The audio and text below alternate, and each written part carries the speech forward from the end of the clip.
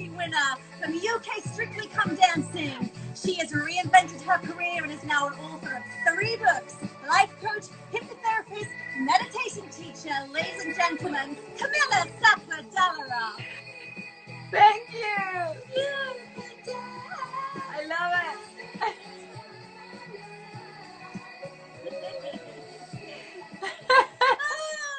Charlie, that song actually follows me. I promise you. At in one of my very first meditation kind of talks that I was doing in LA, somehow, because I've got that one on my playlist, right? Somehow when I clicked the button for the really chilled, relaxing tune, that came on instead. Oh, that's fantastic. Well, I like to think of a song that I think of you, and you are the dancing queen. You really are. I mean, just the 2008 Mirrorball champion winner in England. What was that like?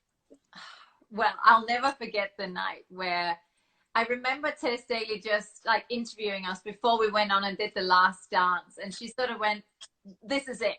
Like, Camilla, this is it. Everything is riding on this." And I was like, I know. Like, I felt it. Like, I actually knew, because we were like neck to neck with the other couple. And I knew that it was going to be all down to that one number. And it just felt like, I don't know, it was like magic dust was in the air, and it was my time. You know what? It felt like it was Tom's time, and it was my time. I had worked so incredibly hard in my entire career. And I remember through the tough times, and I talk about this in my first book, I used to read a poem every single day called "Don't Quit," because I just wondered if it was just going to be hard work forever, or if I would ever just have a moment of, yay, thank you, like the hard work paid off. I mean, you probably know exactly what I mean when I say that, right? Yeah, it's like, when is it your moment? Yeah, just hard work. And so it felt like it was everything that I'd ever worked for was like the universe sending a gift, and the people at home voting, saying, you know what, it's your time. It's your time. And it was so much hard work leading up for many, many years, many tears, you know, but that was such a joyous night, just such a special night. You know, my Charlie has just come to join us. Do you want to meet my Charlie? Yes, let's see your Charlie. I love this. Okay, Ladies and Charlie, gentlemen, do you want to meet Charlie? Here? Charlie. Oh, hi, Charlie. Oh, I love it. He's gorgeous. He wants to be part of this, clearly. Of course, he can totally be part of this. I might get my bow up in a minute, or my Mac Daddy, to come and join us. Because our dogs are everything, aren't they? Oh, everything. What I mean, I don't know what my life was like before having dogs in it. I believe this one is like a little healer. Honestly, we rescued her, and I remember the people where they'd taken her in said, you know, she's a little healer. And I was like, I totally believe you. That's why she came into your life. Warmth, you know?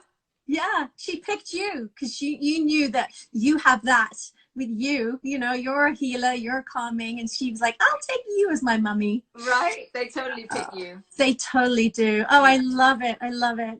And going back to the song at the beginning. So yeah, we met when you first came out here, when you were deciding to move to LA, and we met for coffee. Do you remember?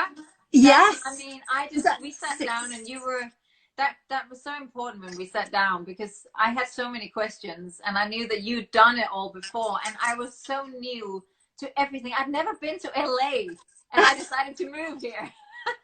I love that you did that with your hubby. You were like, yep, we're going. And then I went, what now, Charlie? Tell me how it went in LA. Like, you need to do this, this, and this, and you need to go here, and don't do that. And then we met your wonderful friend Paul Stone, who wrote that song at the beginning, which I think is really a beautiful song. So beautiful, and so just needed right now, because I mean, we're all staying home for the heroes who are going to work every day and met with so many difficult decisions. Yes. You know, I think anybody who has talked to any nurses or doctors, or, you know, just heard them say, you know, we're making difficult decisions. You know, nobody should have to choose who lives and who dies. Like, that's tough. So thank you, Paul, for this beautiful song that I took a moment too. I was just sat with the words when I was listening to it at first. Yeah, I love it. I'm going to play it all the time. And I'm going to ask for people to send in their videos of people that are helping serve food to hospitals, which I know a lot of people in the event industry are. And we're going to compile videos and we're going to see what we can do with it, because I think it is incredible. Yeah. So, I mean, so you made the move and you completely reinvented your career from being this incredible professional ballroom dancer for 25 years of your life. And now you've written 3 books. You're a life coach, you're a hypnotherapist, you're a motivational speaker. How did this start for you? Do you know, it's so funny because, you know, we never know how conversations that we have in a moment are going to be so important, right? And I remember you and I talking about, I'd already started the journey, but I remember you explaining about your career and how you have, and that actually comes back to Reinvent Me and the book talking about following your passion. I remember when you talked to me about taking a course for event planning and how you suddenly were working with a person who was doing that. And then suddenly you were, you know, roped into this new life, but you were open to it. And I remember kind of imagining, I think I said to you at the time, it's like, you know, that game we have as a child, we're trying to let the ball fall into the hole, right? Yes. And I feel that LA is a little bit like that. You might come here with one dream, thinking that that's what you're going to do. But if you are open to the vibration of where you're meant to go, there is a way. And honestly, I didn't come here to start a meditation business. I came here to continue my life coaching and hypnosis business. But somehow the vibration led me to the studio Unplugged Meditation. A friend from the UK actually said, hey, Camilla, you should go check that out. So I headed down there and I wrote an article about the place. However, when I walked in there, I thought, I've come home. I'm never leaving this place. And I said to the owner the next day, oh, just want to let you know that I want to work here because I can't leave. I feel like I've come home. And she's like, well, that sounds crazy. Like, what's wrong with you? And she sort of just looked at me like, she's like, a lot of people feel home here. I said, no, you don't understand. Like, I'm meant to be here. And within 3 months, I auditioned. You did? What did you have?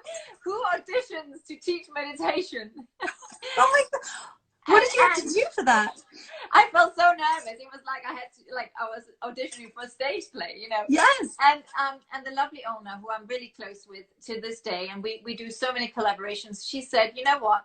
I'm going to fire myself to give you my spot, because she had 1 class left and she'd been looking at wanting to move in and simply run the business and hit the business.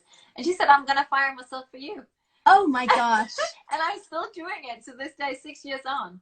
That is phenomenal. You just came in at the right time, and she was like, oh, you must have been like an angel that came into her life. I don't know about that, but I remember feeling quite like scared, because suddenly when you get told you have to audition for something, it seems so like important, right? Yeah, like I don't audition. What do you mean? Right? I was like, I just do the work. I don't know what that means. This is very LA for me. Yeah. Well, it must have gone well, because you've been there 6 years. The rest is history, and Susie has been a great mentor to me. And I want, so Unplugged Meditation was actually the first meditation studio only in the world. When she opened it, there was no other studios like it. And I think it was 6 years ago, and I started there probably 5.5 years ago or whatever. And it's just pure meditation all day long. And if anybody is watching, by the way, and they're thinking, gosh, I'd love to try a meditation at Unplugged, DM me and say, hey, I've never been to Unplugged Meditation before, because at the minute, no matter where you are in the world, you can join on Zoom via Unplugged, and you can be my guest and try a class. Totally. That's fantastic. And we'll put up information after the this as well, so that people can know where to go to contact you. Yeah. So Unplugged Meditation. Class. Yeah. And that's like all time zones are quite handy. It's LA time, 11:30, so it's convenient with the UK too. Yeah.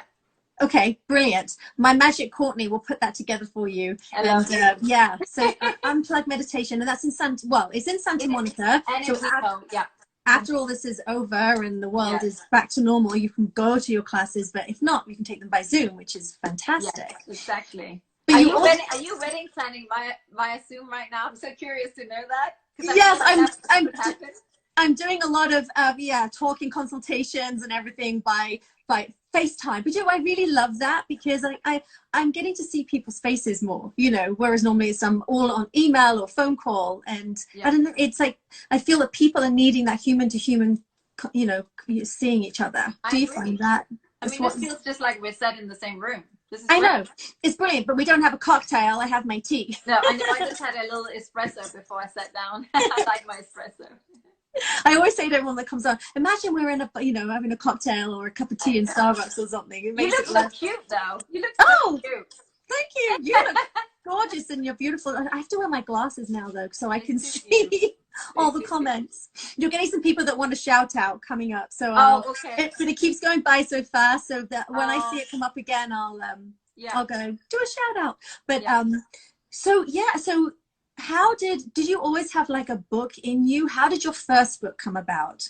Well, it's interesting because when I was a teenager, I really loved writing, and my dear friend back in Denmark reminded me of this, because when she was feeling low, and I remember when she'd broken up with a boyfriend, it was probably like her first relationship at 18 or whatever, I had written like these poems, and I'd cut out like motivational quotes from magazines and like written really nice letters to her for her to like feel uplifted. And she was saying, I still have them, Camilla, and if I ever have a gray day, I read them to this day. Oh, that's lovely. And I felt quite emotional when she told me that, because I completely forgotten really, you know, that I used to do that. But I guess I always had this love for writing, and I really wanted to, I guess, share things that could uplift people through my writing. So I always knew at the back of my mind that I would just love to do one book. I never knew I'd be doing 3 or whatever, you know, never. It was hard enough to do one. I can imagine. Your first one was called Strictly Inspirational. Yeah, it's actually being re-released this year with the title that was always my wish, which is Dream, Believe, Succeed. So I've written an extra chapter that brings it up to date, and it's gonna come. It's gonna be available in the autumn. Yeah.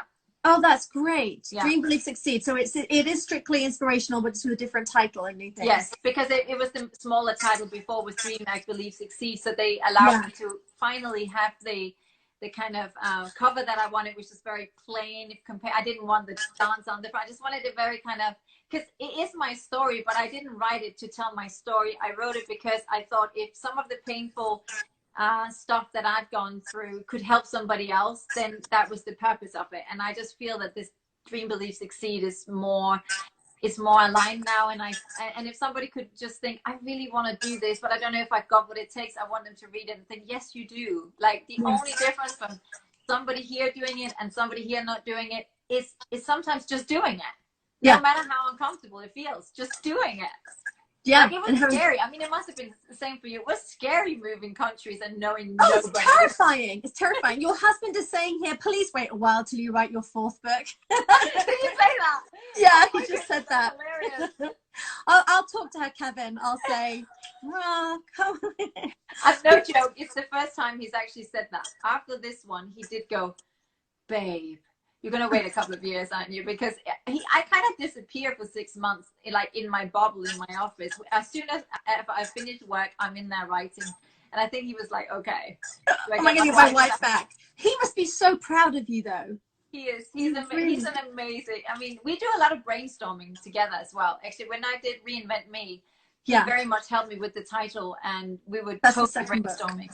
Yeah, that's my second book. Second book, yeah. And also, no joke, I mean, Kevin was an actor who arrived in Hollywood and then turned around to me and went, you know, babe, I don't know if I want to act now. So Reinvention was quite appropriate, you know, as a title for both of us. Yeah, you've both completely changed your career. That is, and it is phenomenal. And you were just saying, it is terrifying when you come to a new country and then you have to find your feet in a new country, and then you have to, you know, reinvent your whole career. And so it must have been someone just saying, I hope you can come back to New Zealand to do Dancing with the Stars. Oh, yeah, I hope Penny. Yes, because we're supposed to have been out there now, and obviously everything has Of course, everything changed. So another thing that Camilla does is, so the Dancing with the Stars or Strictly Come Dancing in England, she goes to New Zealand and is a judge on that, which is, that must be phenomenal as well, to be able to do that. So fun. Yeah. So fun. And I get to dress up. Like, I don't know about you, but I love just, it's such a treat, somebody doing your hair, the makeup, get to wear cute outfits. Like, I'm just a girly girl. I'm going to be honest. I am a complete girly girl.